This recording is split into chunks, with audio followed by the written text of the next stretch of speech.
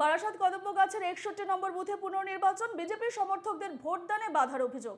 খবর পেয়ে ঘটনাস্থলে যান বিজেপির সংখ্যালঘু মোর্চার নেতা কাসেম আলী। অভিযোগ, কাসেম আলীকে ধাক্কা দিয়ে বের করে দেয় পুলিশ। বারাসাতের কদম্বগাছে 61 নম্বর বুথে পুনর্নির্বাচন হচ্ছে এবং বিজেপির সমর্থকদের ভোটদানে বাধার অভিযোগ উঠেছে। খবর পেয়ে ঘটনাস্থলে যান বিজেপির সংখ্যালঘু মোর্চার নেতা কাসেম আলী, কিন্তু অভিযোগ যে কাসেম আলীকে সেখান থেকে ধাক্কা দিয়ে বের করে দেয় পুলিশ। কদম্বগাছিতে পুনর্নির্বাচন হচ্ছে, 61 নম্বর বুথে পুনর্নির্বাচন এবং বিজেপির সমর্থকদের ভোটদানে বাধার অভিযোগ উঠেছে।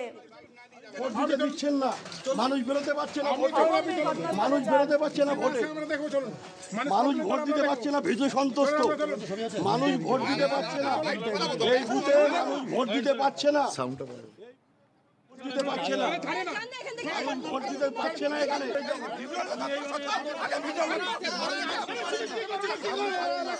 আপনি পারেন না, আমি নিশ্চয়ই মহিলারা বেরোতে পারছে না, মহিলারা ভীত সন্তুষ্ট। আমি এসেছিলাম, মহিলারা আমাদের কাছে আবেদন করেছে যে দাদা আসুন, আপনার হাত ধরে আমরা যাবো ওখানে ভোট দিতে, কিন্তু পুলিশ যেভাবে ব্যারিকেড করে আটকাচ্ছে, 1 ঘন্টায় 15টা ভোট পড়বে এখানে, মানুষ ভোট দেওয়ার জন্য উঁচিয়ে আছে, ভয়তে আসছে না, পুলিশের ভয়তে। পুলিশ দলদাসে পরিণত হয়েছে, পুলিশ ভয় পেয়েছে, তৃণমূল কংগ্রেস হারছে। এটা দেখতে পাচ্ছেন না, পুলিশ দলদাসের পুলিশ, পুলিশ ছুটি ছাটা পুলিশ, পুলিশ তো মমতার পুলিশ, এ তো মমতার এজেন্ট হিসেবে কাজ করছে। আইপ্যাক আর পুলিশ মমতার এজেন্ট হিসেবে কাজ করছে।